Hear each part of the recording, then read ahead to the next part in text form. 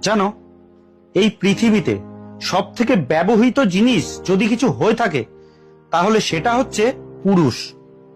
যখন একটা শিশু জন্মায় অথবা একটা মেয়ে কিশোরী থেকে নারী হয়, তখন সেই মেয়েটা তার মায়ের শাড়ি পায়, বোনের গয়না পায়, বান্ধবীর লিপস্টিক পায়। কিন্তু একটা ছেলে যখন বড় হয় তখন বাবার ঋণ পায়, ভাইয়ের দায়িত্ব পায়, স্বামীর কর্তব্য পায়।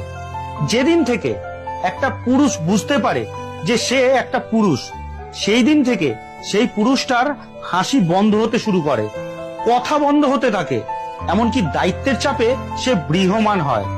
কিন্তু এই পুরুষকেই যখন একটা নারী খুশি করে, তাকে আনন্দ দেয়, যদিও সেটা আসলে তুলনা হয় না। তবে আমাদের দুর্ভাগ্য যে আমাদের পারস্পরিক এবং পারিবারিক বোঝাপড়া এতটাই কম যে আমরা আনন্দের মুহূর্তগুলো কম পাই, শুধু দুঃখের মুহূর্তগুলোকেই বেশি পাই। আসলে পুরুষের কান্নার কোনো শব্দ হয় না, তার চোখের জল অনেক পড়ে, তবুও সে তাকিয়ে থাকবে। কিন্তু ভিতরটা পুরো শেষ হয়ে যাবে, তবুও কেউ টেরটিও পাবে না।